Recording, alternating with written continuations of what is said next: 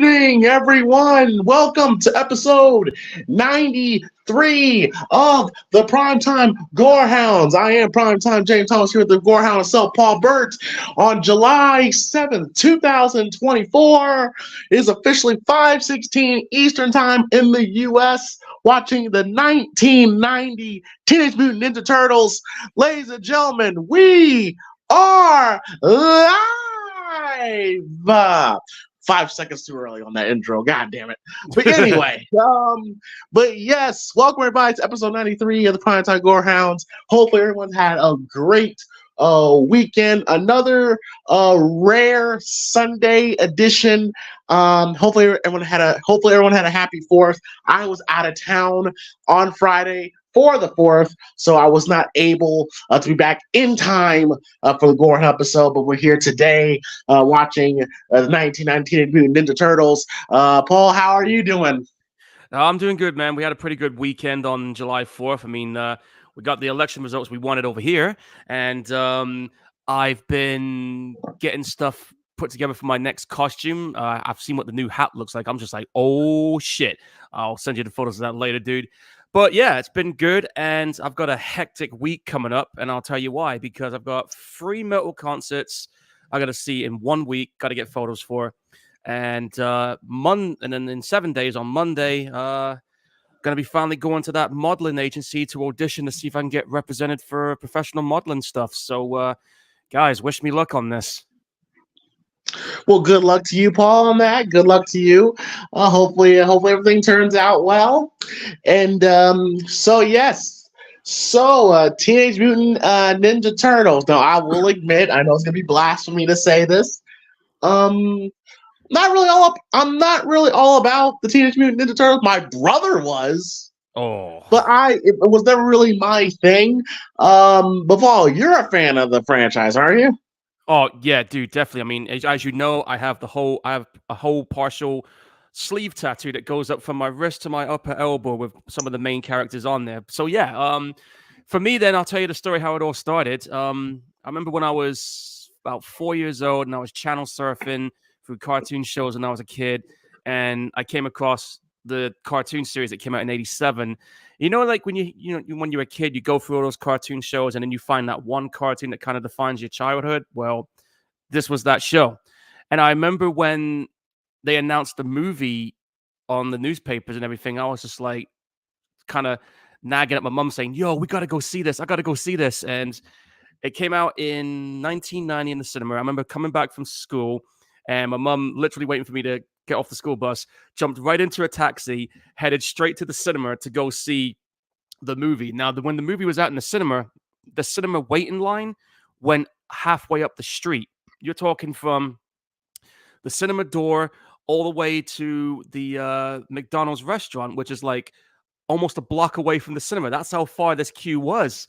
And they had to open up about 3 or 4 cinema screens just so they can get everybody lined up to go see this first movie. And I remember like thinking, God damn, this was a fucking movie event, because I've never been to a movie cinema where everybody was so amped up to see this one movie, and this movie was that. And when this movie came out, it had a budget of $13.5 million to make, but it went on to make $200 million, which at the time, not only was it the highest grossing independent movie, it was also the 9th highest grossing movie worldwide in 1990. And for 24 years, it was the highest grossing movie in the entire series until the 5th movie came out, which came out in 2014, which was a reboot that Michael Bay did. It was the first of those 2 reboot ones. But yeah, this movie had about 7 movies, and I've seen all of them in the cinema, not missed them. So you're talking from when I was 6 to when the most recent one came out last year, Mutant Mayhem, and I was just about to turn 40 at that point. So yeah, I've seen all the TV shows, seen all the movies that came to the cinema, including those direct-to-video animation ones they did, like the Turtles Forever one that Nickelodeon did in 2009. Then you had the one that came out on Netflix last year, and there was another one that came out, which was a crossover with DC, which was Batman versus Teenage Mutant Ninja Turtles, and that one was actually pretty cool. So yeah, but I digress. the original movie, a lot of people will tell you, is probably the closest you'll ever get to being based on the comic book material. So this is so if I ask the fan base what's the best movie adaptation, they're gonna say this one. They will. A lot of people will tell you the original movie, yes, because this movie had pretty much almost everything that the comic books had. The only difference is that if you read the comic books, especially the original ones, the comic book series was pretty damn dark. Like, people were getting killed in this. So they took away the dark element of it. They incorporated the multicolored bandanas, which they have in the cartoon show. Because if you didn't know, all 4 turtles bandanas were all red. And it was a lot more grittier and serious at that point. But they like I said, they incorporated the elements from the comics, but they didn't have the violent bits. But they did incorporate the emotional drama that the story has, and incorporated some of the wit that was in there too, and also incorporated some elements from the kids show. But yeah, a lot of people will tell you this is arguably one of the best ones they've done, and I think most people will probably contest and say out of the recent sequels. I think some people will say the recent one that just came out, Mutant Mayhem, which was all right, but it was, for me, it's like each one's like different because it's like a whole generational thing. So I'm old school because I come from that era. Most people are not old enough to remember the original movies, but I do. So, but yeah, that's my story behind how I ended up getting a big, huge fan base of this. How did you first discover this one, dude? Well, like I said, when I was a kid, my brother was heavily into Teenage Mutant Ninja Turtles. Watched it all the time. I was never really into it. Not saying I just wasn't a fan. I just never really took the time to sit down and watch it. I just know that Corey Feldman, at the height of his drug problem, is in this film. Yep. Is this true? And yeah, and this is I haven't seen this film in been 20, 25 years since I've seen this film, so it's kind of like a brand new experience for me.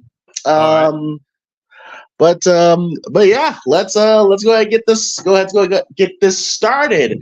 Of course, I'm about 2 seconds in where the New Line Cinema, the house that Freddie built, will about 2 seconds in where it's about to appear. Yep. So sync up us on 2 seconds, 2,000 seconds. Who says that? But 2,000 milliseconds. And of course, you can watch alongside with us with the archive or in the live chat.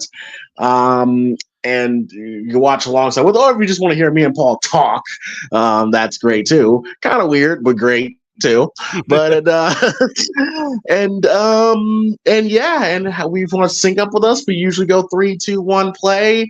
When we say play, you press play. Again, 3, 2, 1, play. When we say play, you press play. And if you don't press play, those foot ninjas are going to come knocking on your front door. Oh, these ninjas?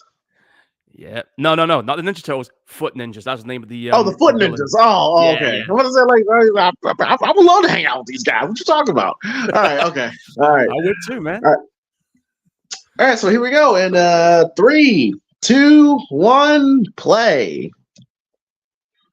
All right, we're in. Let's do this. Oh, yep. I'm gonna have some nostalgia watching this. Yeah, New Line Cinema. You know what's ironic? The UK version was released by 20th Century Fox. Oh, 20th Century Fuckface? Oh, nice. Yeah, they distribute it over here. There's New York with the Twin Towers. That ain't there no more. Nothing like 80s/90s New York. When New York was really New York. Yep. Wasn't a tourist hotspot at the time. Oh no, it wasn't. Even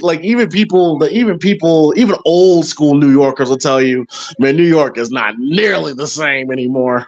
No, it isn't. But you know what? You know what to say? I'm from Chicago. Fuck New York. Chicago was always better than you. We're always better. Food, basketball, everything. Oh, there goes the wallet. Oh yeah, the news reporter that's Oh. playing by that's playing April O'Neil. Her name's Judith Hogue. It turns out that Robin Williams, who is a big fan of the Teenage Mutant Ninja Turtles, provided the actress information in regarding her character through the comic book collection and to help her get into character for this film. Oh, nice. Shout out to Robert Williams. Mm. And you may not believe this also, but the Turtles were actually created by Jim Henson's workshop. Fascinating. Yeah, I'm very certain this was. I'm certain this was a very big deal when this movie came out. Dude, I lived it. It was. Trust me. Like I told you, that cinema queue went down the damn city block. I never saw anything like it back then.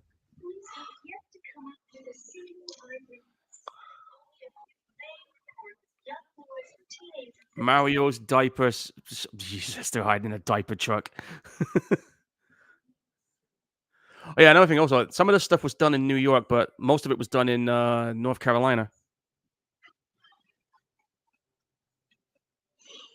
Oh, love that shot.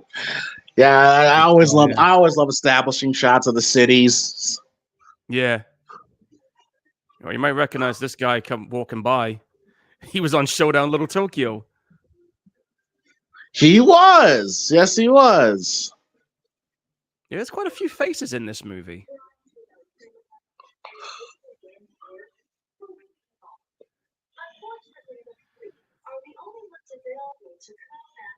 Love the skyline. Oh, that's a nice shot.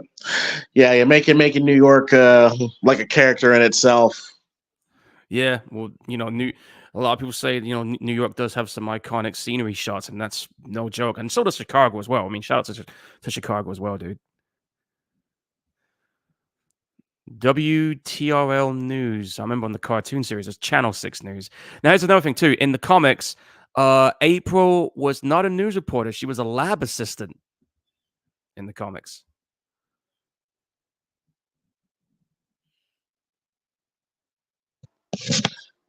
Now, April O'Neil, wasn't there Teenage Mutant Ninja with Megan Fox and she was April? Yeah, Megan Fox was April in the 2014 and 2016 ones, yeah. Oh, bad timing.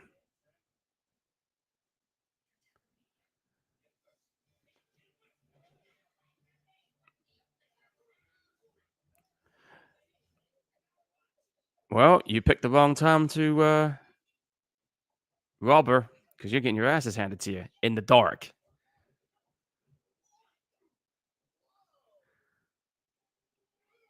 And just like that.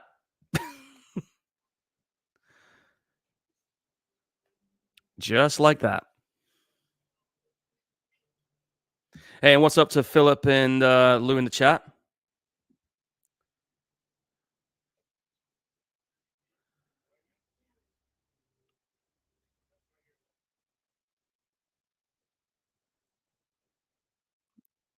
Oh, one of them left something. That's not good.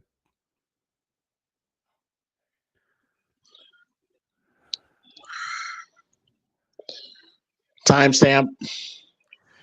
Timestamp. Let me just pause it a second for you. We are 4 minutes 57 seconds in. They've just gone in the sewer. 4 minutes 57 seconds. Yeah.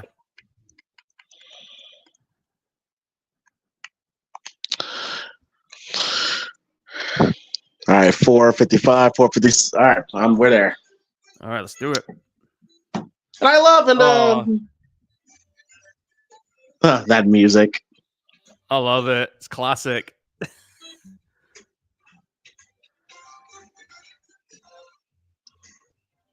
It's so 90s, but I don't care.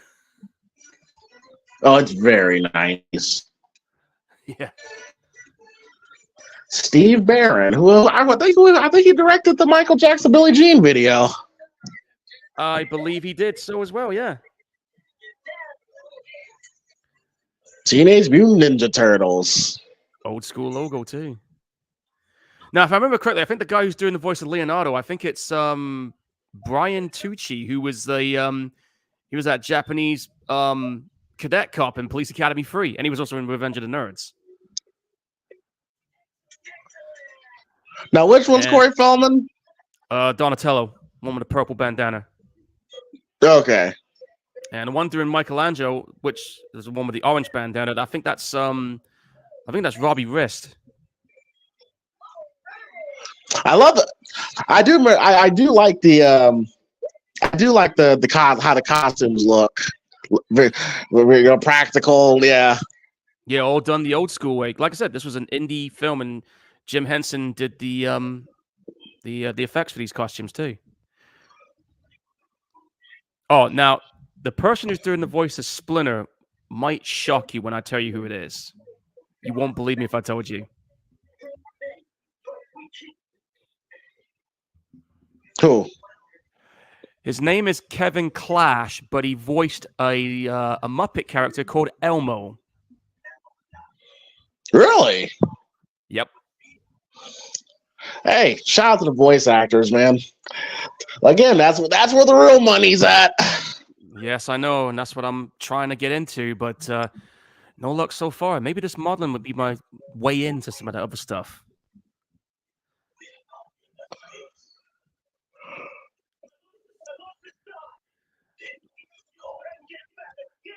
As you know, Raphael's the hothead of the group.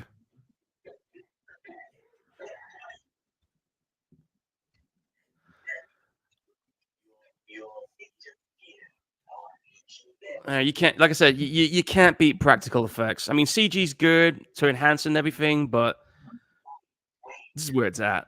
Practical's always better, and it ages better too. Yes, it is. Even though this movie's like 34 years. Oh, 34 years. There's another thing that kind of pissed me off too when it first came out.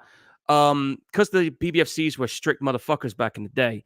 Any film that involved nunchucks, they had to censor. So a lot of the scenes where you see Mikey fighting, they had to either reshoot that with him not using nunchucks for the UK release, or cut a scene out completely. So when they released it on DVD, like about a decade after its cinema run, they brought back all the nunchuck scenes that we never saw. So it felt like a whole new, experience for me at the time when I watched it. Okay. I don't know, it's just a weird thing back then with censorship over here.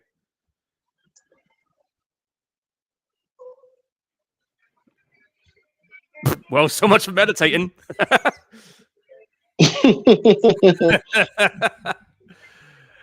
Like I said, man, you just can't beat the original. It had that charm.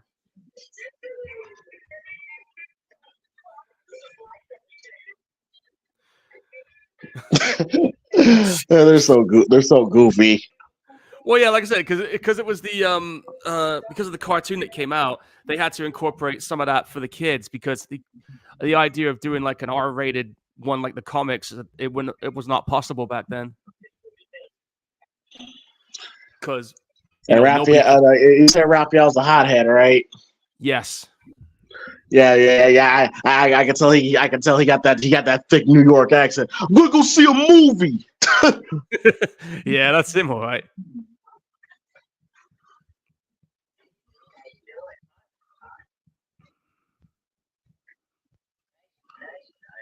Man, it's so crazy, man.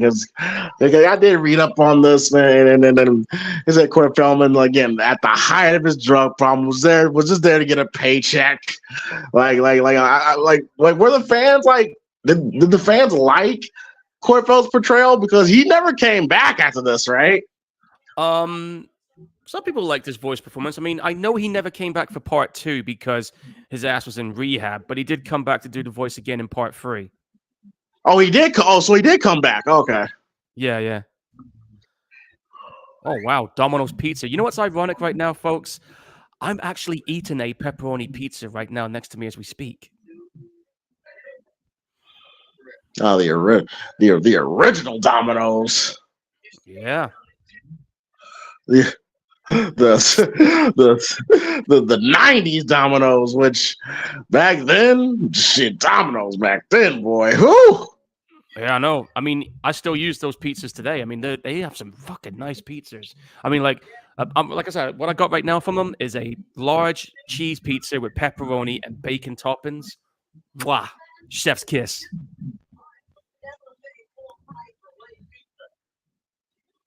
Light pizza. Got a bit of an echo on my end, but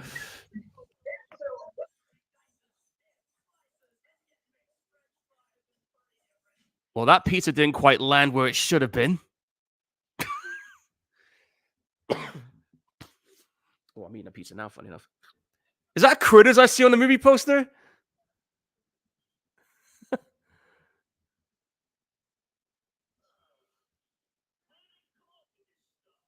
Trying to think who did the voice of Raphael, because I know that in each movie there was always a different person voicing this character. I don't know why that happened. Let me see who's doing the voice for this one. It was Josh Pius. That's who did the voice of Raphael in this movie. I don't know if he came back for part 2 or not. I'm just gonna look it up. Give me a second. No, he only did the voice for this one. Somebody else did part 2. And here's Ellis Cotis as Casey Jones.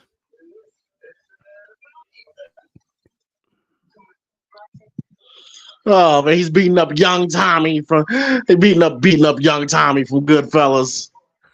Yeah, pretty much.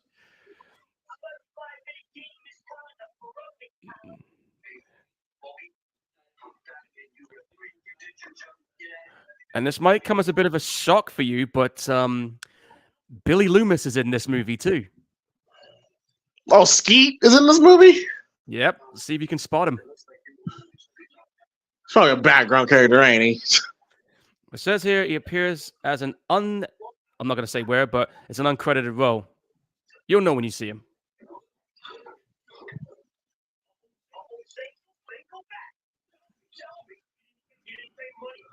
God, that New York accent is thick. God damn.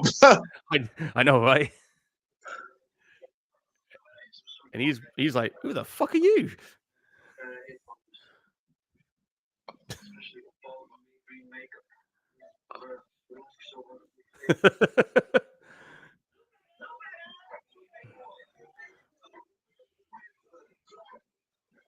But like I said, they added some of the goofiness from the TV shows. That's why it's like it is. Now you said that the comics is like, I mean, of course you gotta lighten up. You know, when it's a movie adaptation, you kind of gotta cause you gotta make. I think that's where I think that's where Batman Returns. Well, I like Batman Returns personally. It was Batman Forever where it went all campy.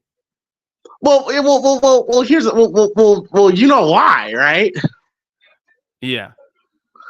Yeah, you know why? Because Batman Returns is a very dark film. Like apparently it scared the shit out of kids. Dude, that was my favorite one out of the original run of the series. Yes, I really enjoyed Batman Returns.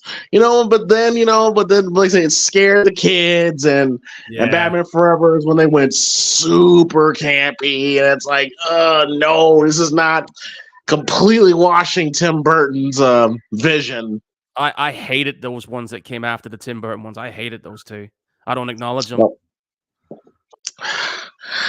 Oh yeah, Batman Forever is I mean, I thought Val Kilmer was okay as Batman. I thought Jim Carrey was fantastic. Hated Tommy Lee Jones. Hated him in the movie. Yeah. Oh, here's a character moment here where Splinter's trying to figure out why he's always got this like pissed off attitude. It's almost like he's got a chip on his shoulder and he knows it. So it's a nice little character moment here.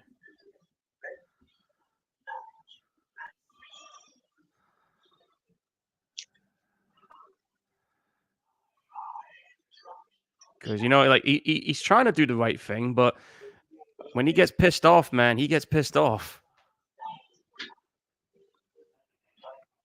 And that's what's there's usually like the points of contentions between him and Leonardo as in the comics. Oh, and if you want, you were saying about how dark the comics were. I'll give you an example. There was this one story I remember in the comics where Raphael was taking on a bunch of Mauser bots, and something happened which caused half of his face to melt off. Yeah, you can't show that to the kids. Yeah, I remember it. I remember like looking at that thinking, shit, dude. But I do know that there's another movie coming out, and it's based on a recent comic book series called The Last Ronin, and they have confirmed this Ninja Turtles movie will be R-rated. So I'm really looking forward to seeing it because I've read the book. I know what happens in it. It's gonna be fucking good.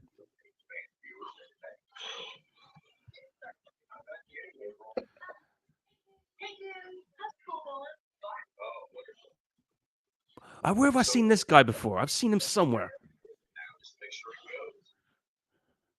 He looks like he looks like every like 80s, because this came out in 90s, so this is probably filmed in 80, and this is probably filmed in 89. He looks like every 80s dad. Yeah. Oh, his name is Jay Patterson. Never heard of him. I'm gonna see what he did. Hold on. Oh, he was in Hard Rain. He was in Double Jeopardy. What else? There's a few films I've seen him in, but oh, he was even in that Ted sequel. Cool.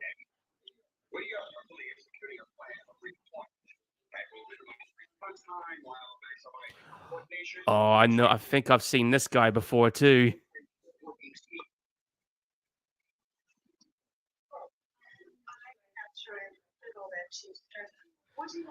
I'm pretty sure that's the guy that was in. Hang on, let me check if I was right about this. He's not alive anymore. Apparently, he died 20 years ago. Yeah, this movie definitely reeks of. In like in 1990, you know, it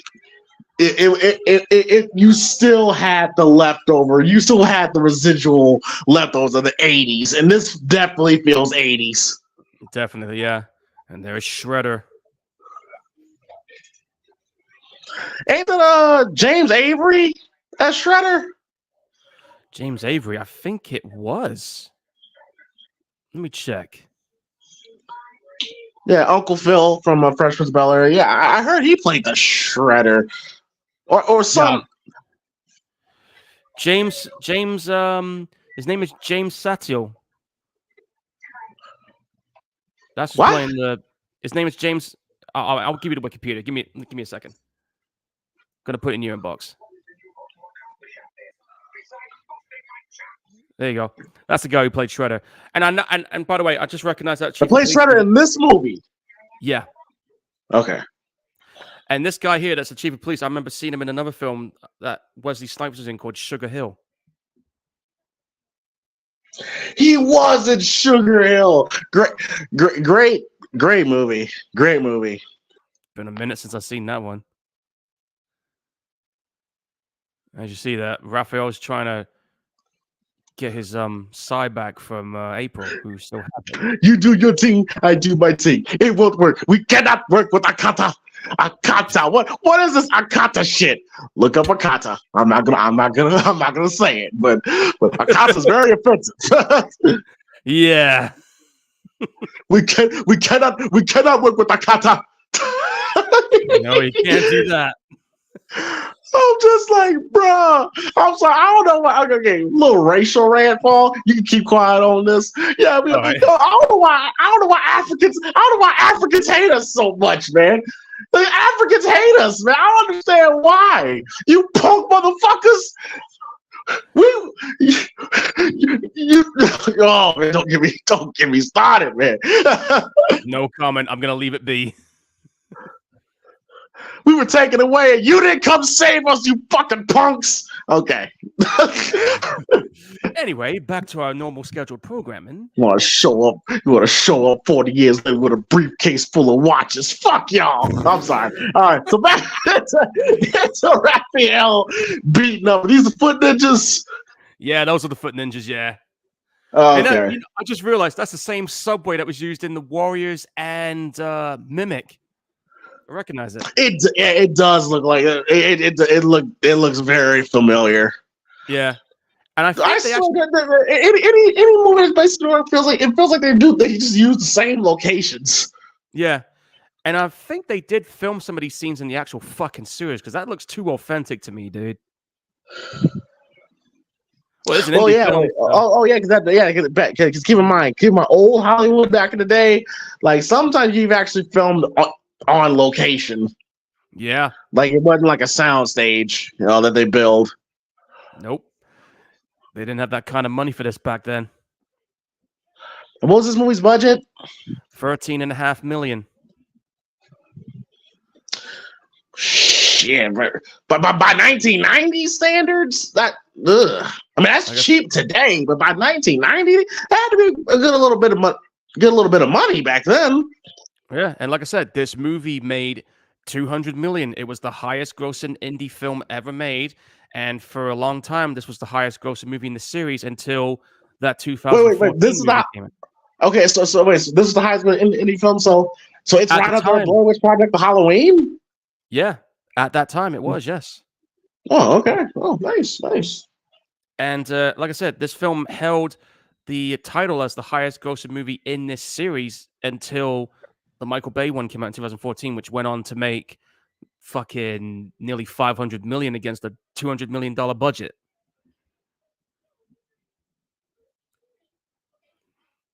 Yep, now she knows who they are, and yeah, she did freak out. I fucking would be freaking out too. I'm thinking, man, who the hell are you guys? That's a rat. That's a goddamn fucking talking rat. How would you feel speaking to a big ass rat's talking right back at you? And turtles.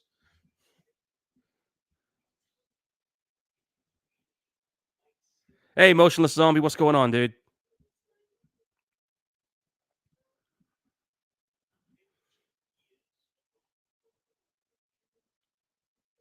Dreaming of house. Jeez. I'm just seeing if I can find some more trivia for this, man.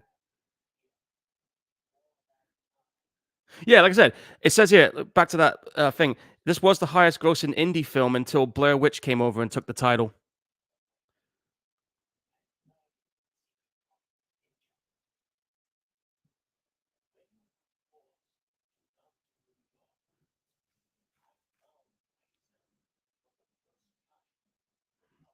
Is the origin story. Oh gosh. Very old school effects right here, man. Look, yeah, it's very, very old school. Oh, yep. Oh, listen to this too. To help disguise the cumbersome and slow Turtles costumes, where dialogue scenes were shot at 23 frames a second, just to sync it up right. I did not know that.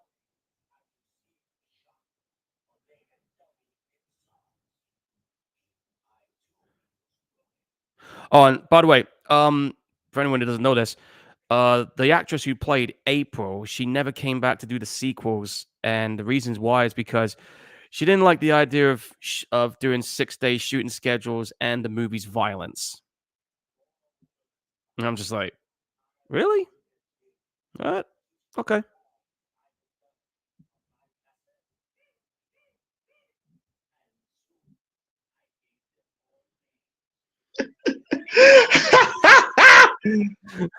I know, right?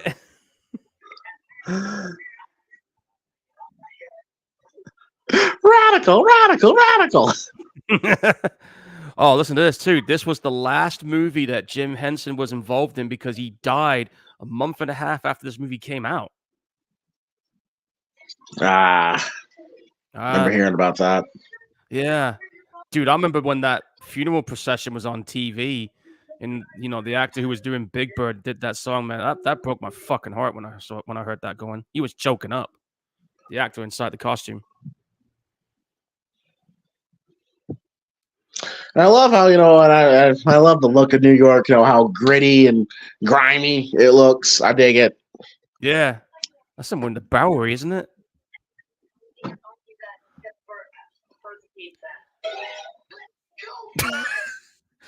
Mention pizza in front of Mikey. That's what happens. I'm the same way. If somebody says, "Hey, we got some pizza," let's fucking have it.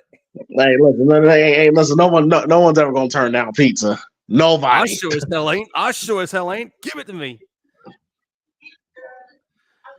Pizzas to me is like Twinkies, like that dude on Zombieland.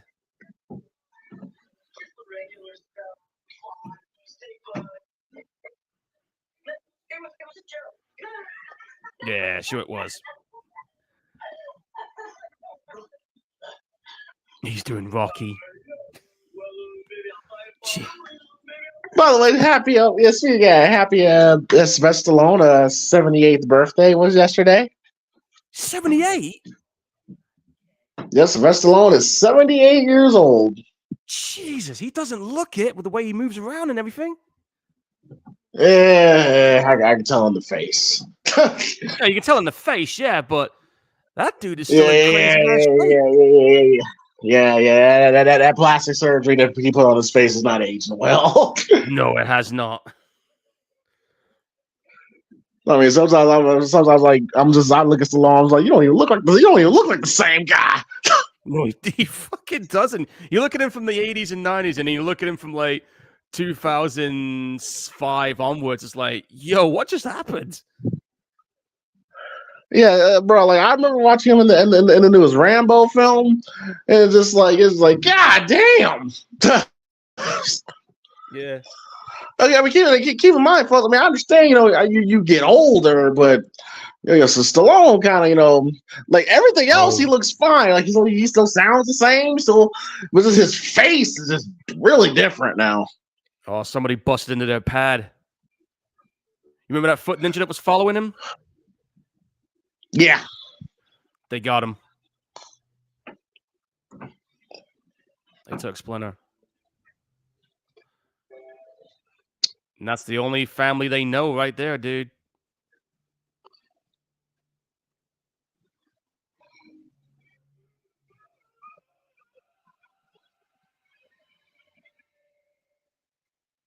Like I said, the later movies don't have that same vibe this one does. And just something what Motionless Zombie here says. He says the first movie is the GOAT. Totally agree. Second one comes in at second. The third one he can watch from the start.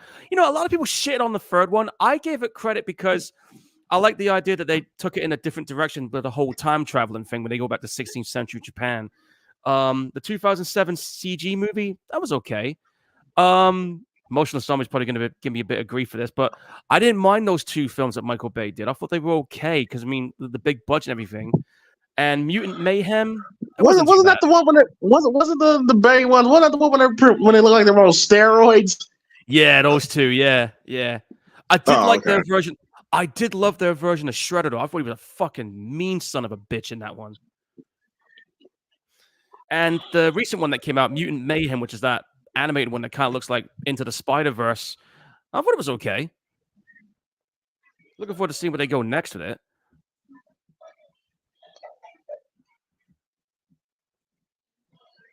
Yeah, they got to hide because can't let anybody else know about them.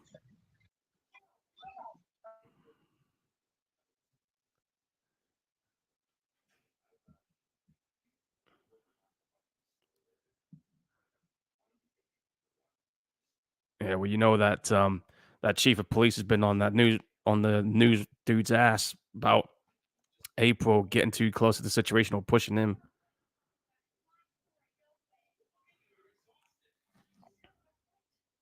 Oh, vanished.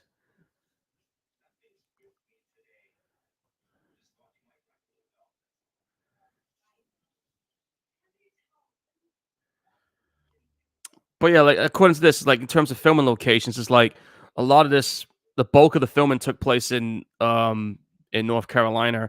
There was a couple of shots in New York, just like the famous landmark areas, really. And yeah, and the reason, and you were right about this as well, James. The reason why the actor who did the voice of Raphael got that part is because of his thick Brooklyn accent. So you were right about that part with him.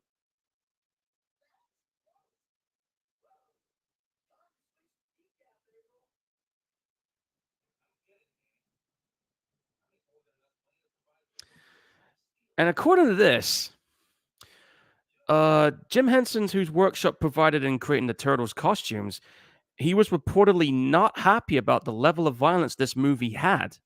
He was proud to help put the costumes together and the animatronics, but he viewed the violence as excessive and pointless, which was not his style. Whatever. Oh, and this might come as a surprise to you, but you know this warehouse that they're in right now, dude? It might look a little familiar to you because it's been used in 2 other films, but can you guess what those 2 films are?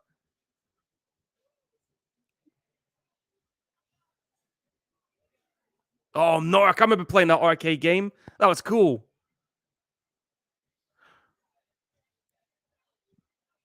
But yeah, anyway, James, like I said, this warehouse that they're in right now, it's the same warehouse that was used in The Crow for the nightclub scene. You know, when Eric Draven starts shooting the shit at everybody in there.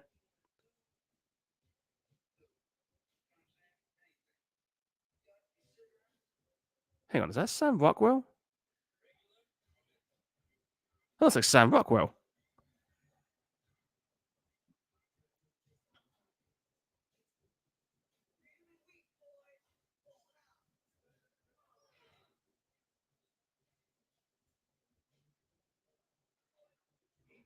Yeah, there's... Everybody's against each other. What's that?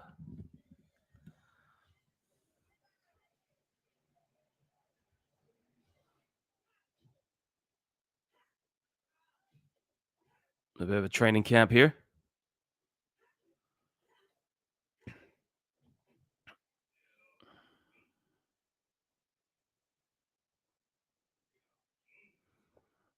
Yeah, this Tatsu, man, he is a moody SOB in this movie.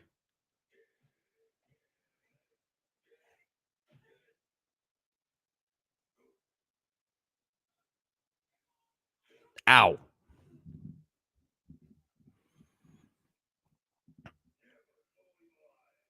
Oh, here comes for anyone who's never seen this. This is the because you only saw a silhouette of him briefly earlier in this movie with Shredder, but this is the scene coming up where we finally get to see Shredder for the first time in this movie. And man, I remember when I first saw this in the cinema, and I remember the audience, right, with this music playing, the way this camera was setting up, and the way he comes in silhouette like that, and then the shadow, and then you see everything. I remember just thinking to myself, holy fuck, they nailed this look down with this character to the fucking T. I think that's a pretty cool introduction for this villain, the way they just put this together. Music and everything just nails it.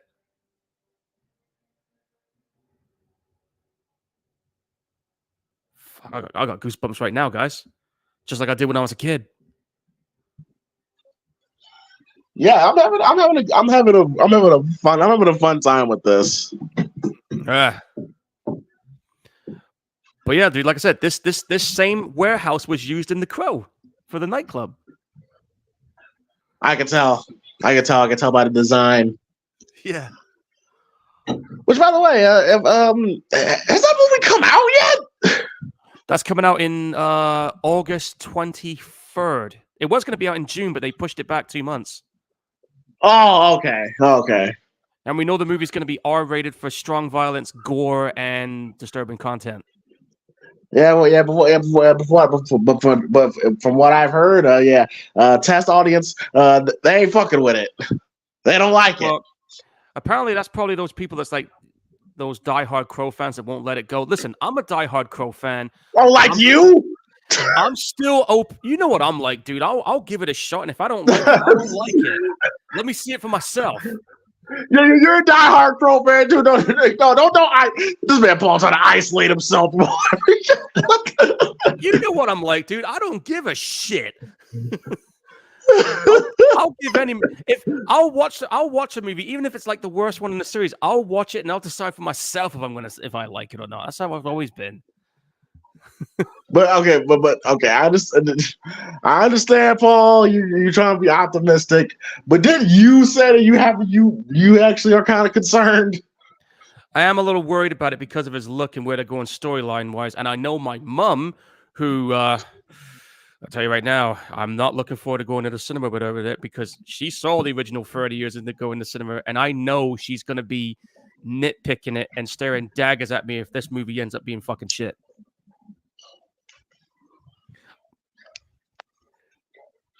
Yeah, that's not James Avery. Okay. Motionless Zombie. Have you seen the deleted scene where from Shredder's entrance where he sits Indian style in the foot and the foot guys who were caught in the beginning get punched? No, I didn't even know that deleted scene even existed, dude. I have never seen that deleted scene. I'm gonna have to check that out. See if it's on YouTube somewhere. Must be on one of the fuck. It must be on one of the later Blu-ray releases because I remember because I've got the 25th anniversary collector's edition where it has all 4 movies where it's in like a pizza box. See what I mean, James? Look in the chat. Lou's saying it. Yeah, she will be nitpicking the new Crow movie when it comes out. Told you.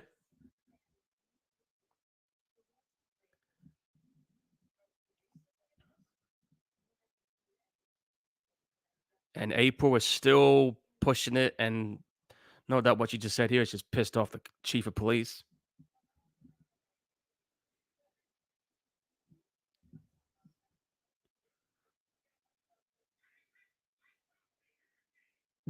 bit of a editing fuck up there. The phone wasn't at his ear when he was shouting.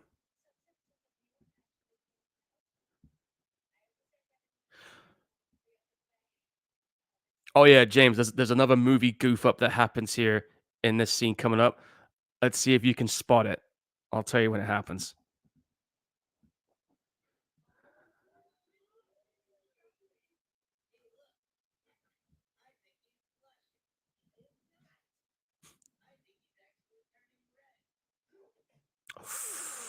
Oops.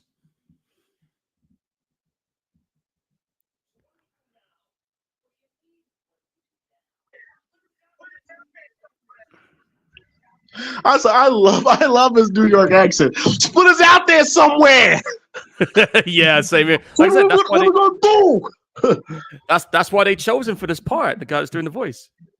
Yeah, that New York accent. That's a true New Yorker right there. Yeah. Hey, see the guy sitting there in the back with the orange baseball cap behind the table? Did you see that? I did.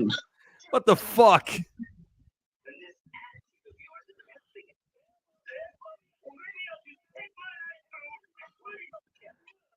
I'm surprised they didn't reshoot that scene or noticed it. Like, how could you not notice that fucking dude there?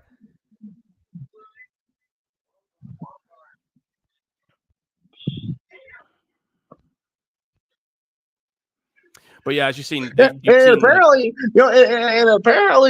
apparently, like just even this is a kids film, but apparently just him saying "damn" was edgy. Yeah. Keep in mind, folks. We were such a conservative fucking world back then. Like, if you're a kid, if you say "damn," that's considered whoa. I said a lot worse than that when I was a kid. Oh shit! Look behind him. Oh shit! That happens in the comics as well.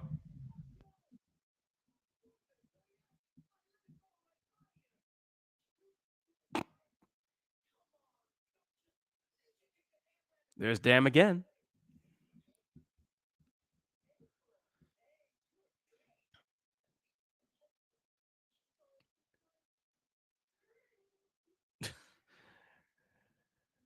Wise ass. But yeah, if you've seen like the bit where you see Raphael and Leonardo arguing, that's been like the point of contention with those two characters, even to the comic books.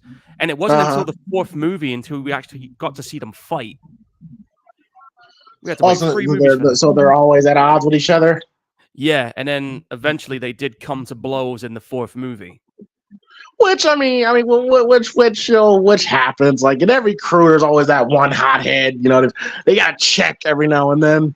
Yeah. Oh, that's your brother. That's your brother, and you love him, but sometimes you got to be like, dude, you tripping. Yeah, I know that feeling.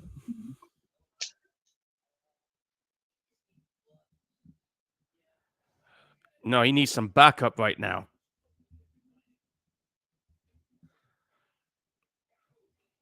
I don't know if that's a soundstage or an actual building roof. I can't tell with that backdrop. Looks like a soundstage, doesn't it?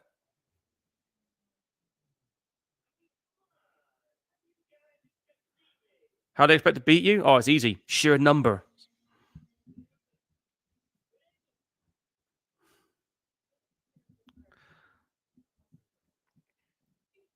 Well, for anyone who's tuning in, do not adjust your set, folks.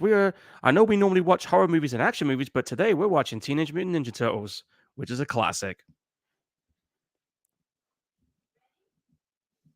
Oh. Yeah, this is one of the story arcs that happens in the comic books where where the foot ninjas literally damn near beat his ass to death. Oh, you ever had shit like this happen to you? Somebody creeps up on you and plays something loud in front of you, behind you?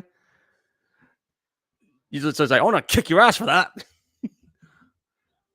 Oh, damn.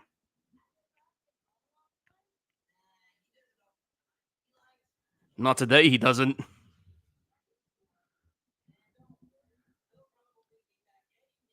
Ooh, shit.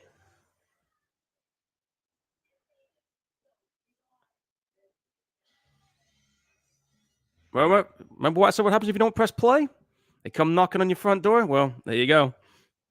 Oh, by the way, James, here's a scene which I know they kept it in the US version for all these years, but this is a scene that got cut out in the UK. This one scene right here, where they're having like a nunchuck face off.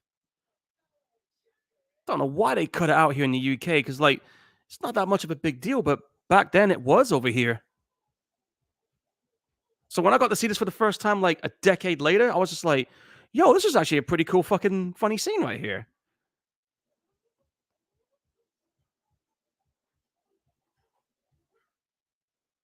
He's like, oh, okay. Let's see you try and do this.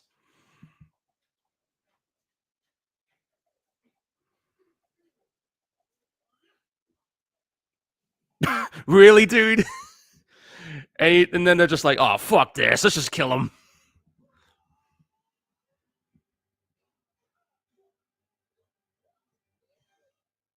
Anyway, first fight of the movie. First big fight of the movie, that is.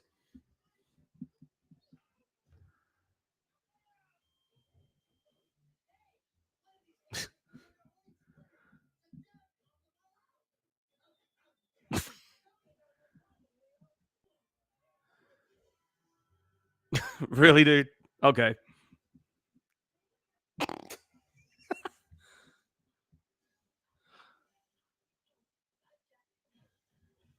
You know, like I said, even for like a kids rated movie, some of these fight scenes were pretty decent.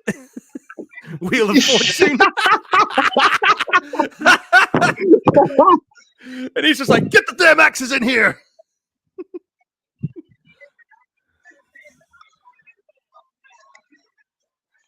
Oh,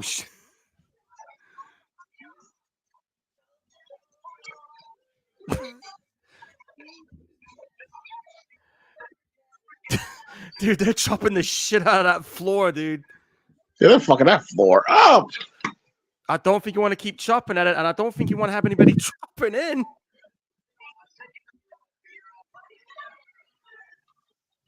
Well, that's gone and done it. God, why does Corey Feldman look? Why does he low-key sound like he high? Maybe because he was high during the recording sessions. Probably. Which kind of fits for some strange reason. Yeah, surprisingly it does. And yet Donatello's like the brainiac of the group. Like he's supposed to be like the tech savvy one, which oh damn, never mind them. Yeah, because like I said, in the later films, you see how much of a tech nerd that he is. Ain't nothing wrong with that though. But this is like more like grounded to the comic books in a way. That's why cracking his head on the piano, like on the piano. And he's got the cymbals out. No, look at those old school. Look at those tape recorders. Oh jeez, it's been a minute since I've seen one of those. The old tape cassette players, as somebody would say.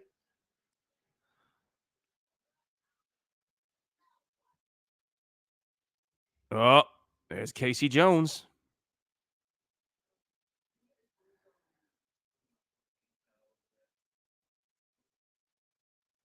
You know, I'm pretty sure they were referencing Friday the 13th in their own little way with his mask. It's technically a hockey mask. Oh, another thing you probably didn't realize either, but you know the Foot Ninjas. From what I've read, from what I heard from one of the comic book creators, it was actually a parody of if you remember the Defenders from the Marvel comic book series, there was like a secret like ninja group called the Hand, and Foot Ninjas was kind of like a spoof of that particular organization from those Marvel comic stories.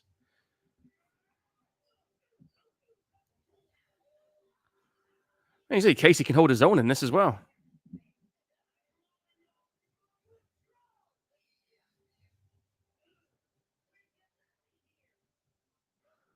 But yeah, I guess you could kind of see why Jim Henson wasn't too happy about the level of violence in this movie. I mean, even for a kids' film back then. But for folks who didn't know, hey, kids' movies back then were more enjoyable to watch than some of them today. Just saying. I think that's like my main problem I had with the most recent movie is that, you know, even for a PG rated movie, they didn't push it as far like the previous movies did, or like this one especially.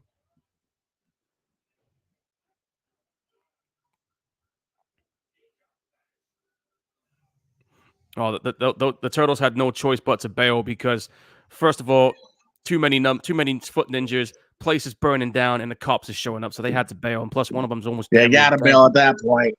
Yeah, gotta go. And she just lost her home.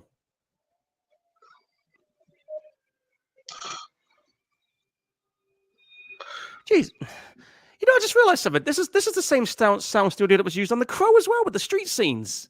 What the fuck? Yeah, absolutely is. Looks very familiar. Yeah. Oh, damn. Tell you what, I love who's doing the voice acting. One thing I kind of noticed, one thing I kind of know, what you say? I love who's doing the voice acting of Shredder. Very intimidating. But I do kind of notice that, you know, they did this with a lot of kids films, you know, in the 80s, in the 80s, 90s. Yeah, they were fun, but there were some times where it got incredibly serious when it needed to. Yeah, and they had some pretty gut-wrenching moments, like gut-wrenching and some dark moments. Like, you keep in mind, like, I always remember the first Ghostbusters. Like the Ghostbusters, you know, yeah, it's a fun movie. Yeah, but the movie can get, when it gets serious, once they blow up the station, all the souls are released to the city. Like, that's a low-key some scary shit. Yeah. And you want another scene that was pretty dark and disturbing for kids? How about that horse sinking on Neverending Story? You remember that? Yeah. I remember when I was watching it with a group of school kids in my school, one of these kids was absolutely losing his shit. And I was just like, because keep in mind, I watched a lot of movies I shouldn't have at my age back then. I was just kind of like, whatever. But I get why they were so upset about it. I mean, that was a pretty dark scene, even then. Oh, there's a lot of dark hidden messages, and if you watch the old Disney cartoons and old Disney movies, a lot of them was low-key very dark. Yeah, they were. Like I'm sorry, like the whole story about Snow White is disturbing as hell. Yes, it is.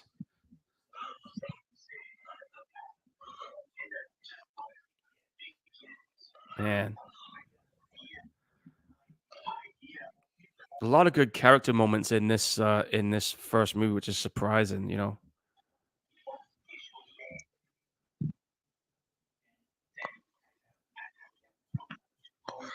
Who the fuck is Danny? Why do you keep showing this guy? Well, he's the son of the news reporter's boss. Okay. Yeah, and plus he's the one that told Shredder where the turtles were. So he's the one that ratted them out. He kind of regretted it. he kind of regretted it at that point. Oh fuck me! I've seen this house somewhere before as well. But yeah, this farmhouse scene. This is also another scene that was taken from the pages of the comics.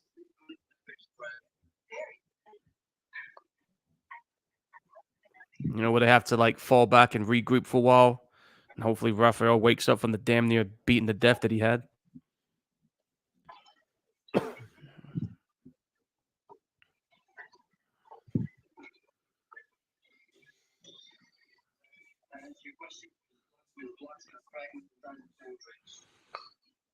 And for anyone who doesn't know, like as these stories progresses, April and Casey become a thing. Like they get into a relationship. Gotcha. Okay. I don't know why, but I don't know why, but I'm getting like serious CM Punk vibes from Casey. I wouldn't be surprised if CM Punk got some inspiration behind this character. I mean, Phil Brooks as a person. Yeah. Oh, okay. Like, so Phil Brooks' personality, his whole personality got for you. That's some funny shit. I'm only guessing here, folks. I'm only guessing. Sue me if I'm wrong. Yeah, CM Punk's whole, like Phil Brooks' whole. He watched Teenage Mutant Ninja Turtles, and he was like, you know what? This is how I'm gonna be in real life. It wouldn't surprise me if it was true. It wouldn't surprise me. But I don't know. But anyway, yeah. This is like another character arc development scene coming up here where we're finding out a little bit more about how they're coping with. Shut up, James. I'm sorry. I just think that's just some funny ass shit. Would be like I could just picture little Phil Brooks growing up in Chicago watching Teenage Mutant Ninja Turtles and be like, you know what? I'm just gonna act as Casey Jones all my life. From here on out, I want to be Casey Jones. I don't know. I don't know. But anyway, moving. I lost my train of thought now. God damn it. I was doing so well. But anyway, yeah. Fuck. Well, anyway, we got here trying to fix this car, and would you trust a turtle to drive a car that's never drove a car before? Just saying.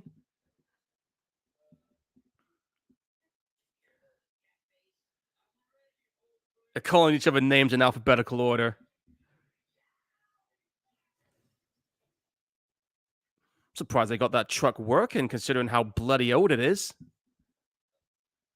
Yeah, that is old. That's probably like 1930s right there.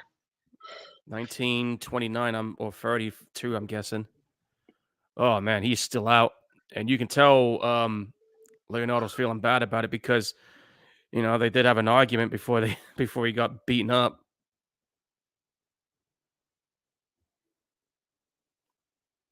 I gotta admit, also the music score in this movie is pretty good too. I think it's the same guy who did the other two sequels afterwards. I'm trying to get his name. Give me a second. It's yeah, his name is John Duprez. He's an English composer. He's 77 right now. Jeez. But yeah, he did the music score for the first 3 movies of this.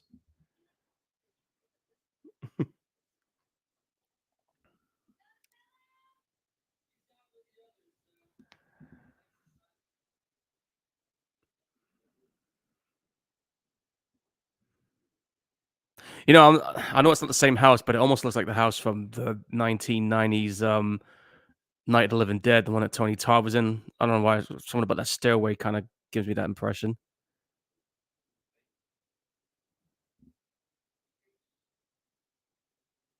But I know it's not the same house, so it looks like it though.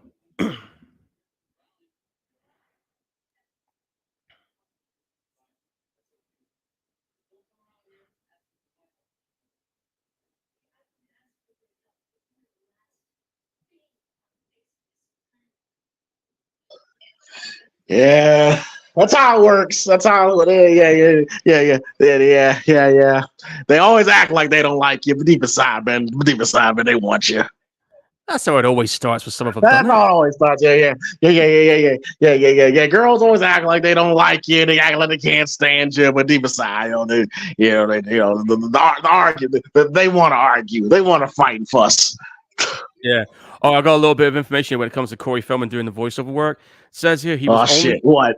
he was only offered $1,500 to do the voice work for this film. He accepted it, believing that the producers who told him that this was only a small, low budget indie film, hoping it would get like moderate success on VHS if they were lucky. But nobody expected this movie to make the amount of money this movie did. He was on for 1,000. Well, I mean, only $1,000. 1,000. I thought. I mean, by 1990, he was still a pretty big star back then. Like $1,000. You would think he'd be the highest paid guy here. Yeah, I know, right? But that's all he was offered. Okay, yeah. So it's like I said, they probably started filming and voice recording, like I said, probably around 89. I think the movie License to Drive came out in 1988. And that was like during the height of the two Corey phenomena. So yeah. Hey, let me see when production started on this movie. I'm gonna see when they started filming. Had to be 1989. Had to be. I'm looking. And then Corey Feldman just and I think he did like Lost Boys like 3 years prior, 87, right? Yeah, it says here that the filming started in late 88, early 89. Late 88, early 89? That's what it seems to be saying on the Wikipedia page of it, yeah. What about the voice recordings? I think that happened because I highly doubt was actually Corey Feldman and the crew in those outfits. No. It's not the people that's doing the voice of the Turtles. That they're not in costume. So the voice acting work was done during post production. So you had like two different sets of actors playing Turtles. You had your actors that were just doing the acting parts, and then you had your fight double ones, which you're seeing right here. Okay, so when was post production? Does it say? Doesn't say here. But I'm guessing it was probably so I'm assuming 89. I'm assuming mid to late 89. Okay. Yeah. So hang on, when did this come out? This movie came out in March 30th, 1990. So when did the movie License to Drive come out? 88? I'm gonna have a look. Hang on. License to Drive. 1988, yeah. Okay, all right, and then Lost Boys was a year prior. So yeah, so I'm pretty amazed because I'm pretty sure by this point, I think Dream Little Dream came out in 87 as well. 80. Yeah, I'm pretty sure. Look up a Dream a Little Dream. What year did that come out? A Dream of a Dream. Hang on, let me just check that. Dream of a Little Dream. Dream of a Little.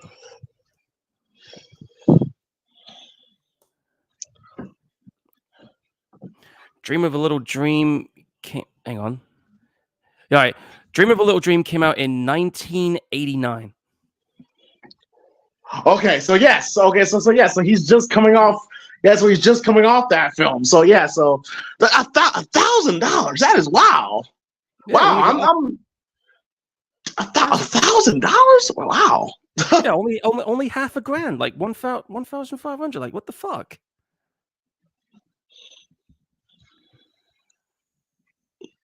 I would like to know the story behind that because, like I said, he was still a very big star at this point. Like I would like to know his take. Oh no, not his take because he probably lied. But I want to know the actual story behind that. All it says here is that Corey accepted it, believing the producers who told him that the film was only a small, low-budget indie film, hoping it would make moderate success on VHS, but they never expected the movie to blow up like this. Oh. It's like very interesting. It's like that situation with Terrifier 2. Nobody expected that movie to fucking blow up the way it did. But no, it's not the same because if you got Terrifier 2, and then let's say Billie Eilish is in the movie. I always said Billie Eilish all the time because she's real popular. If Billie Eilish is in the movie, Billie Eilish. Yeah. Oh, this is another emotional scene here for the story arc because they're working as a unit now to try and reach out to Splinter. And the music score to it works great too.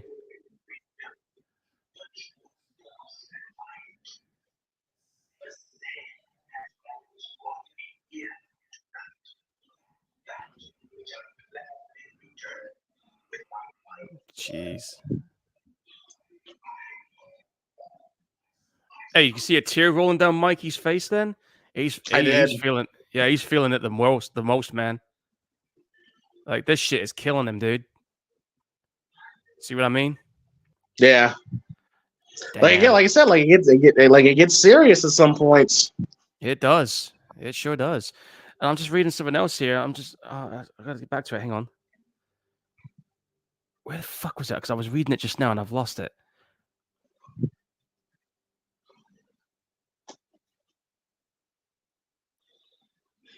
Shit. Because it was something about involving the film director. I'm just trying to find it. Yeah, according to this, the director of this movie, close to the end of filming, actually got fired because the producers were nervous about how the tone of this movie was going. Now, if Steve Barron was involved in the final cut of this movie would have been a lot more darker. He was focusing heavily on the comic source. Yeah, you can't. I mean, if you're gonna promote this to kids, like, you cannot make it like the comics. You just can't. No, because like I said, the comic books came out initially first in 1984, so it's been around for this franchise as a whole has been around for 40 years, as long as I have. The cartoon series showed up in 1987, and because of the success of that cartoon series, that's why a movie like this came about, and that's why it became like the franchise it's become.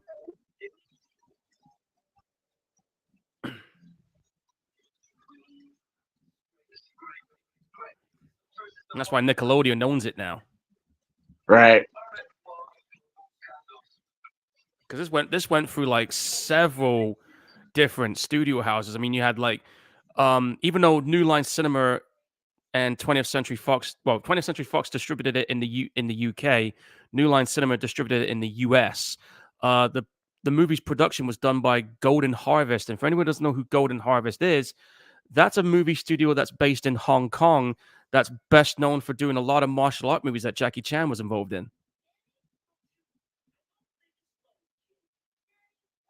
And Raymond Chow, who was one of the executive producers of the first 3 movies, I think he was one of the producers involved in that Bruce Lee movie, Big Boss.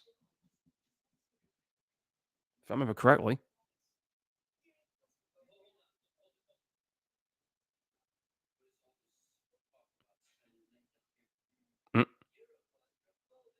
Claustrophobic. I don't think he meant it that way, dude.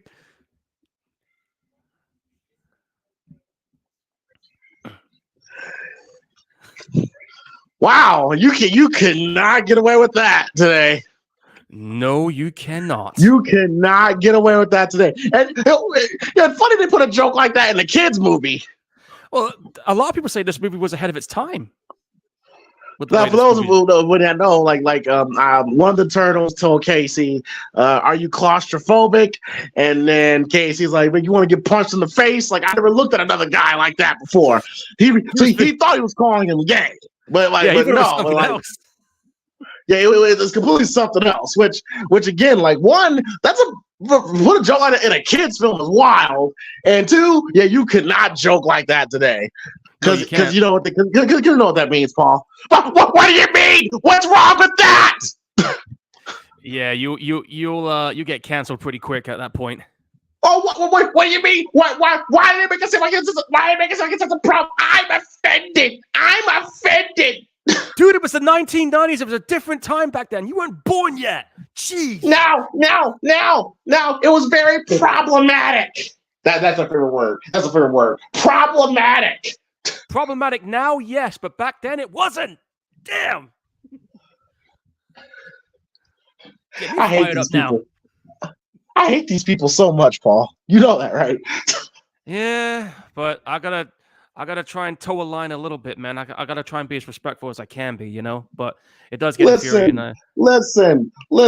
You can be. Everybody can be made fun of too, including you. Okay. Yes. Yeah, I mean, we've had it on previous episodes, and I'm just like, yeah, okay, it's all a joke. I know. We've joked around with each other a few times during our No. I didn't mean you. I mean, I'm talking about. You know. Yeah, I'm just making a point. I'm making a point. It's just, I just find it just really annoying how these people are going back to old films from back in the 80s and 90s, and they're saying, well, you see, I think this movie is very problematic because they're using very offensive language that was maybe okay then, but it's not okay now. And I'm just like, fuck you. People like you are the reason why movies aren't fun anymore. Again, I like I said, this was a different time back then. They'll never get it. They'll never get it. There was this movie called the Teenage Mutant Ninja Turtles where they make an insensitive gay joke about when they say you're claustrophobic and they're like, you want to get punched. I never looked at a guy. They're making it seem like it's wrong to look at another guy. It's like, bro, what? Go outside and touch grass and actually have fun with your fucking life. To quote Stallone here, somebody put me back in the fridge. It is amazing how you want to talk about a movie that's ahead of its time. It is amazing how much Demolition Man has predicted almost every goddamn thing that was going to happen. Funny how that turned out, isn't it? 30 years on. But wasn't it like a running gag in Demolition Man where you actually get fined for swearing? Yes, I remember that. I remember, bro. Where's he start? He's like, fuck you, fuck us fast too. I'm telling you, if you want to watch a movie that's probably, it's probably a fucking documentary now, Demolition Man, because everything that's so because they were acting all politically correct and PC and all that shit in that film. It's like, we're living in Demolition Man times now. The only thing that hasn't happened at Taco Bell is not the biggest restaurant chain in America. Well, that hasn't happened yet. Yeah. Oh, and there's Roko Saki, aka Shredder. That's his real name, by the way. Oh, okay. Yeah. This is a stock footage. Yeah, stock footage for a flashback scene, and again, I'm wondering how many scenes they were filming and how much the time gap between each one when they were filming this stuff. Oh, so this all started because of a lover's tiff. It always starts with a woman. Yep, and it did with these two. Anybody know that any beef that has happened, it always starts with a female. Yeah. Oh, look, blood and death on a kids movie. Yeah. You didn't. Look at that. Yeah. And he sliced his ear. You could get away. You could get away with certain stuff in a kids' film back then. Like I said, on Batman Returns, Penguin bites a dude's nose off. Oh Jesus, I remember that. And Catwoman, Michelle Pfeiffer, how sexually suggestive her performance was for a kids' film. I'm gonna go ahead and say this right now, but that is my favorite incarnation of Catwoman. I don't give a shit. Oh, best Catwoman ever. Yeah, best Catwoman ever. And Halle Berry. You say the movie was a PG-13 over smoking. Here. Yeah, kids are smoking on this one too. Yeah. You have kids smoking in this movie. I mean, do you remember that bit when you first see this warehouse? You saw a kid smoking a big ass stogie. Yeah, like you even with kids, or you can be a little edgy.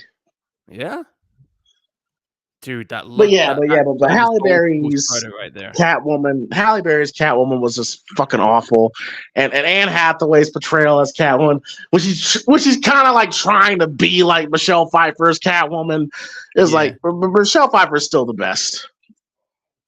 Mm. What's this? Motionless Zombie here says, by the way, got occupied. We all was talking about the Crow. Crow Salvation is on YouTube as a free with ads movie. Oh, well, that's cool. I mean, I do have the first three Crow movies, except for Wicked Prayer. I don't acknowledge that one, but I do have the original three films. Yeah, Which one is the one with Edward Furlong? yeah, Wicked Prayer, the fourth one. That's the one I don't acknowledge. Oh, I don't acknowledge that one, folks. understandably so. Only City of Angels and Salvation, which Motionless Zombie pointed out. Salvation was actually a solid sequel. Well, the Foot Ninjas are out in force. They know the Turtles are back in town. I haven't seen the guy that played Billy Loomis yet on here. You probably missed him. Probably did, but I know he's on here. Oh, the kid that played Danny. What other stuff has he been? For some reason, he looks familiar. Oh, I want to check it out. Danny. I can't do it on Wikipedia, so I'm going to have to go on IMDb and see what he's done. There we go. Where are you son of a bitch? Yeah, Danny Pennington. What did you do? Okay, so as an actor, what the fuck? He only had 3 acting roles. This was only his second one. The last movie he was involved in was Cost of Living. Oh, okay. So he's probably one of those guys. He's probably one of those guys that that realize that Hollywood, it ain't for me. Oh, he's done some film directing. He's a film director. He's done a horror. He's done some movie here called Video Vision, which is some kind of horror romance movie. I've never heard of it though. So it's kind of like that dude from Shocker, where he swapped acting for directing. It's kind of similar to that. Oh, by the way, the guy that's doing the fight double for Donatello, when he's moving way he's punching so fast like that, he ended up playing the pizza delivery kid in the sequel. And you remember that movie that The Rock was in called The Rundown, or Welcome to the Jungle, as it's called in the UK? Yeah, I remember The Rundown. You remember that dude that The Rock had to fight when he was in that in the jungle? There was like that really fast martial arts dude. Oh, they had that little short motherfucker. That's the guy that's done the fight double for Donatello, and he was in the sequel for this movie. Is that Pizza Kid Kino? Yeah, same guy.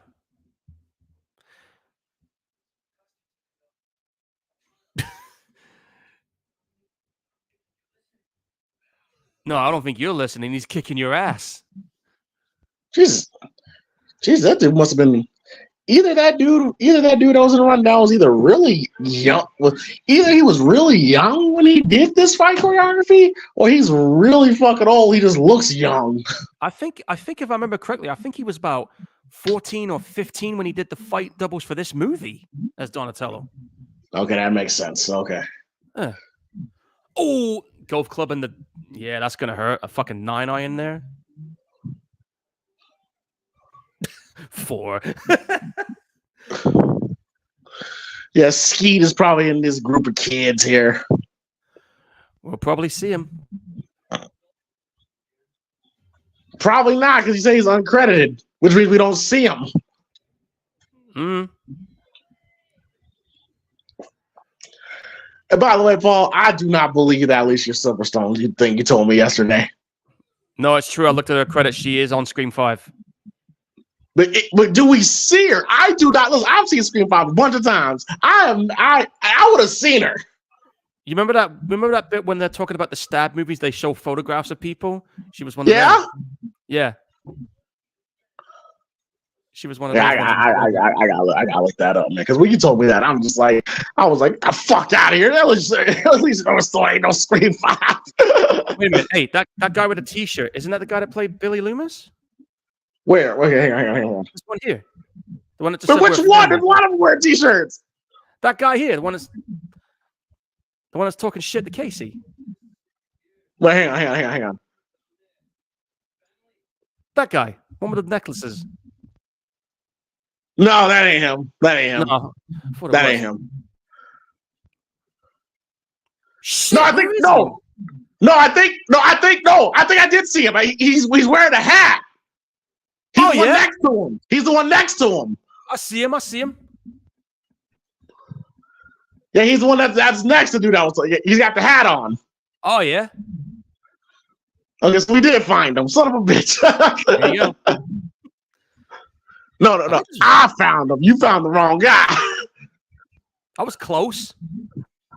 I was close. Give me that at least. All right, fine. You get half credit on the assignment. All right, cool. By the way, the guy that you just saw rolling in the garbage truck, that's actually Kevin Eastman, who's one of the comic book creators of this franchise. Oh, man, I thought I was about to say Kevin Nash. Wasn't Kevin Nash in the Teenage Mutant Ninja Turtle movie? Yeah, he was the Super Shredder in Part 2. Super Shredder, that's right. Yeah, the guy on the right is Sam Rockwell. Oh, okay. Yeah. Oh, look, that guy had a splitting headache hitting those stairs. Yeah, Sam Rockwell. He was on, wasn't he on Iron Man 2? I think so. Yeah. Well, we're back on the rooftops again. Oh, that's a soundstage. Look at the fucking backdrop. Come on, man.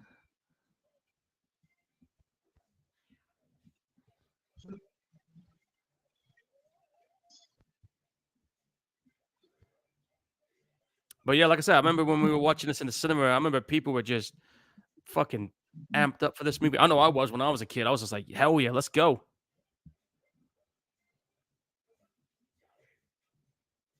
That's what we don't see every day. Triple kick right there.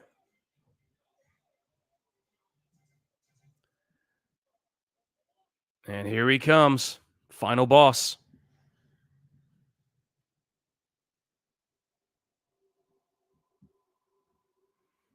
Like I said, this interpretation of Shredder and the one from the 2014 movie, probably my favorite two versions of the Shredder.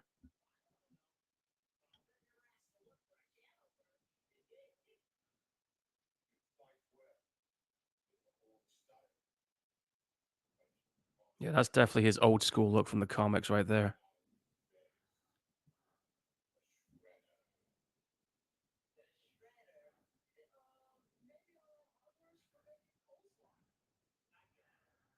No, you don't want none of this, dude.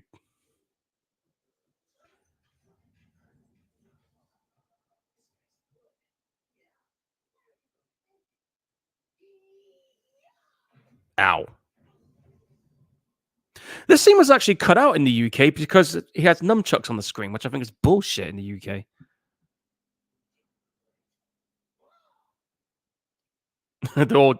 Yeah, you recognize the street layout, dude? That's the same street studio from like fucking Mimic, End of Days, because I've seen this street layout before. This is definitely a studio.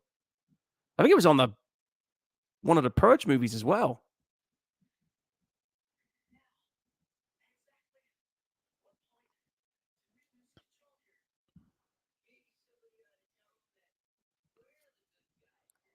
Don't you get it? This dude's the final boss. I'll say this, man. Billy Loomis had a hell of a life, man. Listen, man, he was in his youth, man. He was hanging out with fucking with what's the villain's name again? Which one? What was the villain's name again? Oh shit! My mind just went back. Well, the one that was next to him, I think it was Sam Rockwell that he was sitting next to on this one. Yeah, but Billy Loomis said here, before he became a serial killer, man, he saw the Ninja Turtles live and in action. That he did.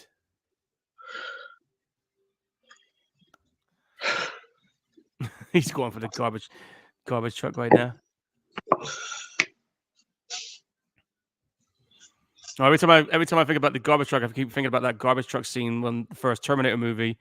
The whole truck breaks down. The guy's like, "What the hell? Yeah, what the hell? Goddamn son of a bitch!" And I'm just like, "What?" And even when there's lightning striking, he's still like, "What the hell?" I'm like, "Not." Damn. Oh, he got him. Cut him.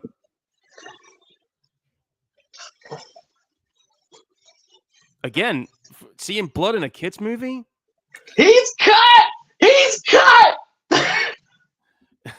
Unheard of. I just got through watching like Rocky 4 not too long ago. That scene makes you laugh so hard. He's cut! He's cut! Yeah. Oh, he just tugged on his emotional strings there.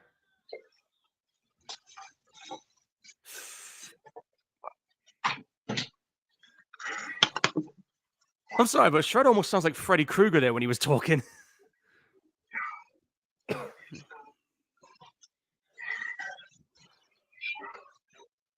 And again, the scene with the nunchucks, that was cut out in the UK version. That's ridiculous. Any scene that involved the nunchucks in this movie was completely taken out. That's so ridiculous, man. I know, right?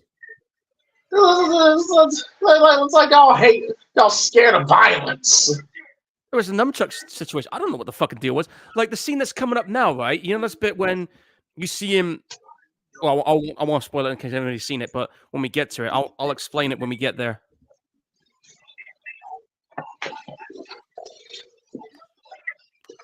Oh, and fuck Nancy in the craft.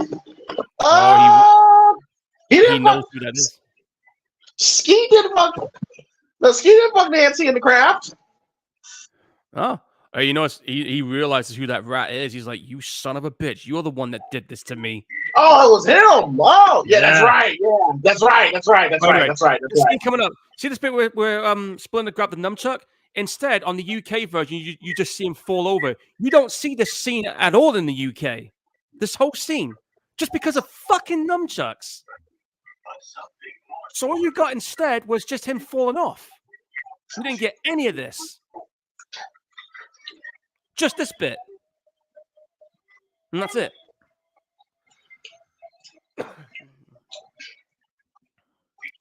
I'll tell you what, though. How the hell he came back for a sequel after being crushed up in a garbage truck is beyond me. Oh, God. And he came back in the sequel, dude. After that? Yeah, after that. He survived it. Came back from the dead like fucking Jason or something.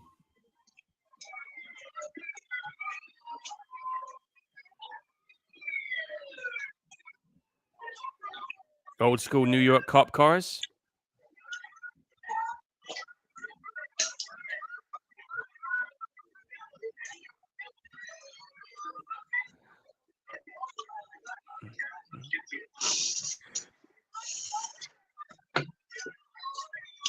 Because I'm trying to think, shout out to the kid who's wearing a Megadeth t-shirt in the background, though, by the way. Good metal bands. I was easily going to spot that. But anyway, in terms of the timeline jump, I'm trying to figure out how long it's been between the first and second movie.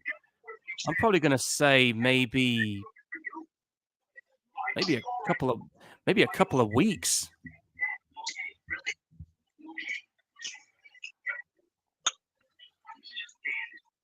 Well, like I said, when I was a kid, I remember when I remember watching another movie in the cinema and then they showed the trailer for the sequel.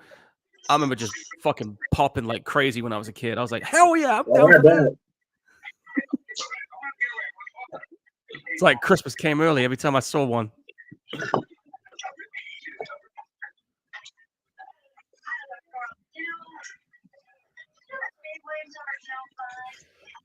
Oh, excuse me.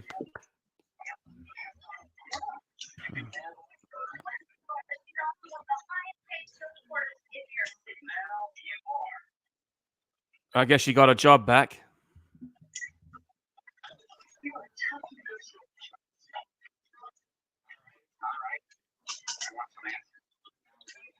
There's Sam.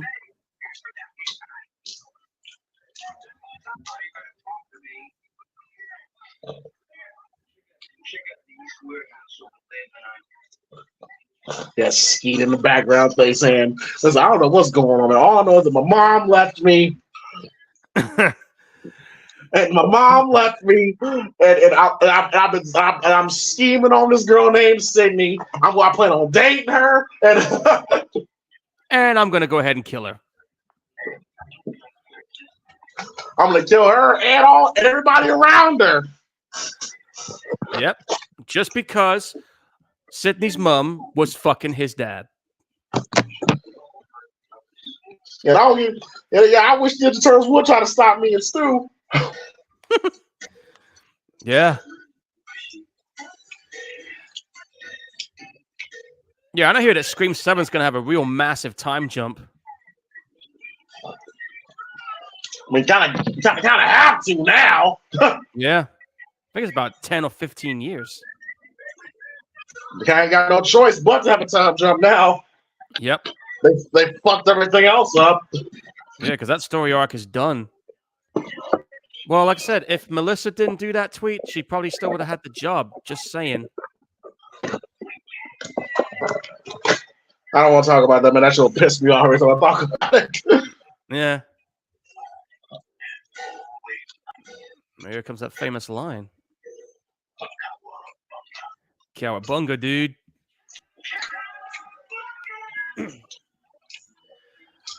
Oh, this movie was a trip down memory lane for me, man. What a trip.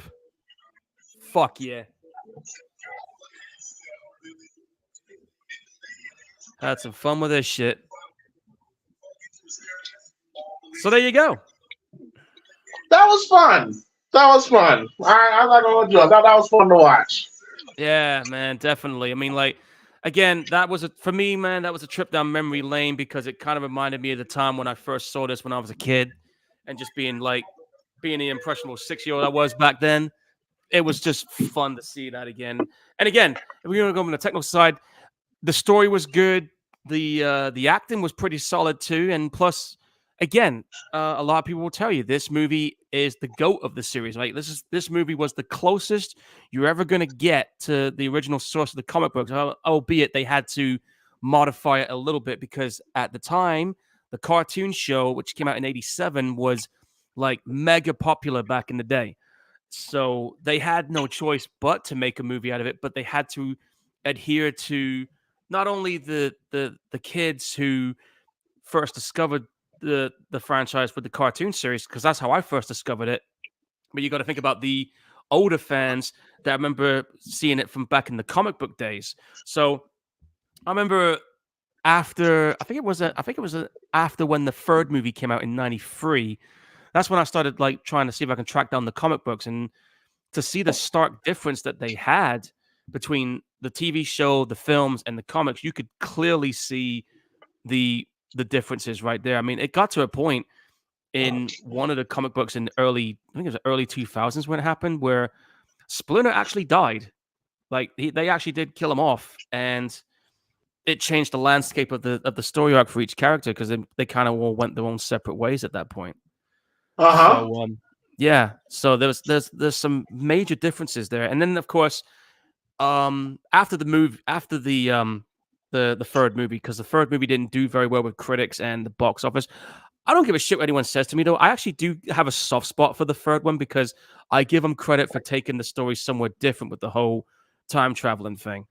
And then after that, it disappeared. I mean, you had that 1997 TV show, which was made by the same people that did Power Rangers, and man, that TV show was fucking shit. Ridiculously goofy. Yes, it was. It was called Teenage Mutant Ninja Turtles: The Next Mutation. They introduced a fifth one, which was a female one. So we didn't, and then after that, after about I think it was about 2 seasons, it disappeared, and then we didn't see anything again until 2003 when they brought an animated cartoon series, which to me, next to the 80s cartoon show, arguably the one that came out in early 2000s is my favorite cartoon incarnation of it, because it was, again, it had the same vibe as the comic books, and they did have some really dark stuff that happened in there. And then you had the 2007 movie, which was about 14 years after the third one. And that one was like full-blown CG anime, and that's the one where Leonardo and Raphael come to blows. Then Nickelodeon bought the rights from the people who made the comic book, which was Peter Laird and Kevin Eastman. And then since 2009, Nickelodeon took it over.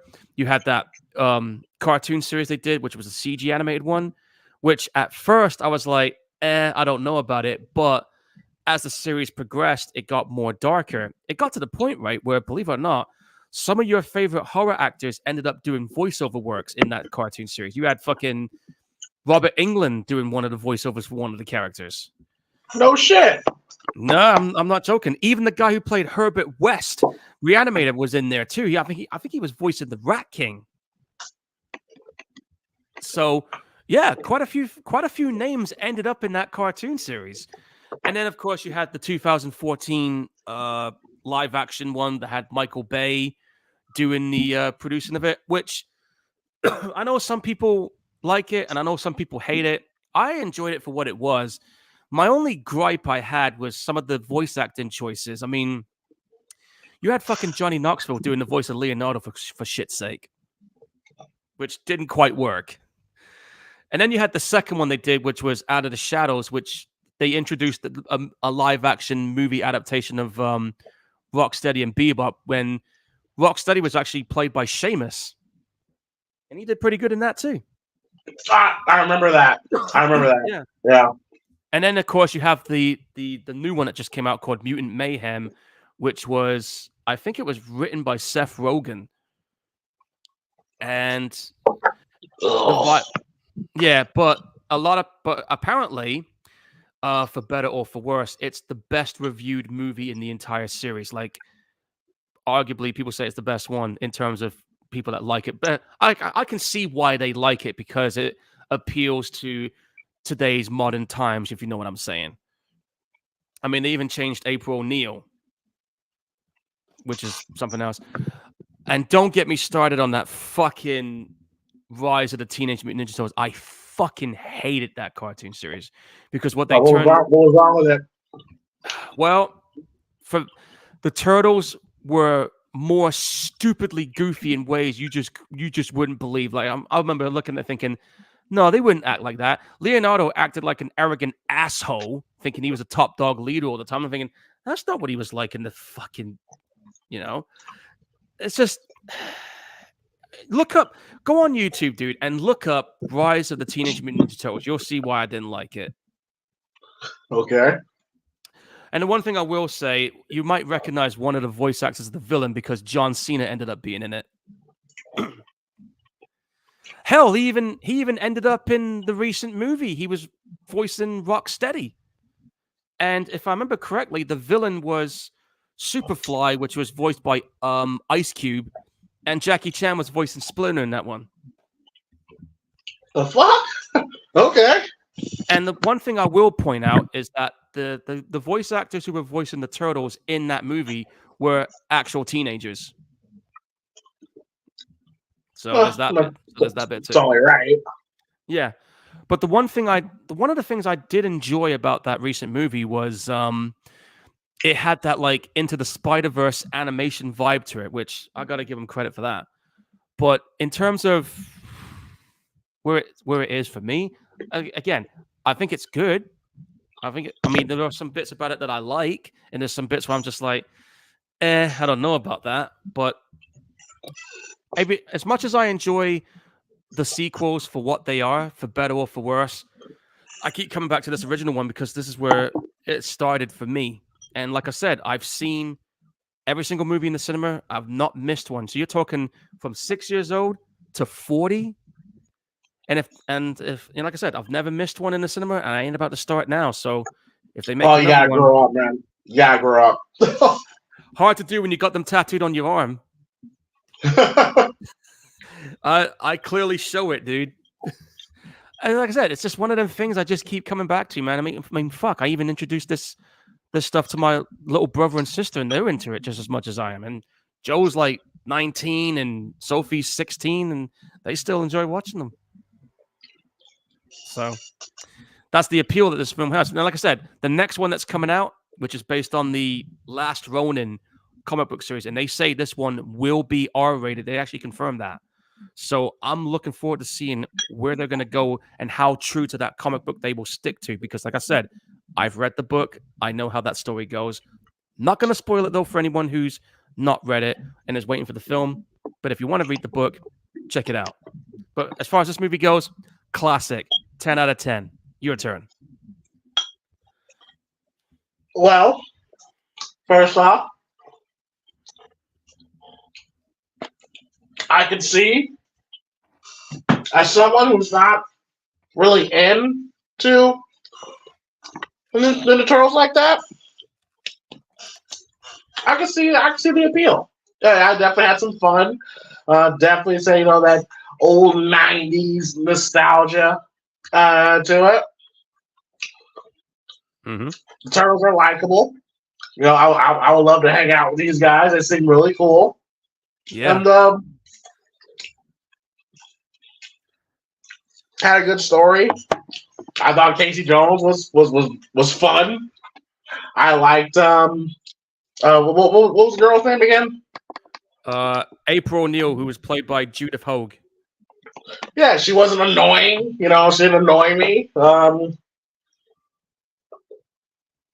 Yeah, I could see why how the fan base will be satisfied with this. Again, I have not seen any of the other ones, so I can't judge whether or not they're good or not. But I gotta say, I had fun with it. Well, I think I might include the later series movies later on. I'll put them in there at some point. Okay, cool. Most of the episodes before y'all go, I watched Maxine. I give it an 8 out of 10. My rating for it truly is 1 X, 2 Maxine, 3 Pearl. I have not seen Maxine yet. I still need to see it, and I think the film director said he's actually working on a 4th one now. A 4th one? Yeah, I mean, originally it was going to be a trilogy, but according to what I've read on his information tab, he's actually starting work on a 4th one. He's got some ideas cooking. Well, okay. Not sure where they're going to go with it. We'll have to watch Maxine and find out where they're going to go. Yeah, because yeah, okay, interesting. Yeah. Yeah.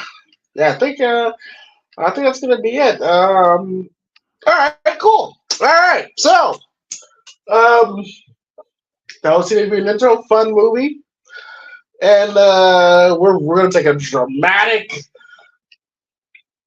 very dramatic shift in tone of films for the next one.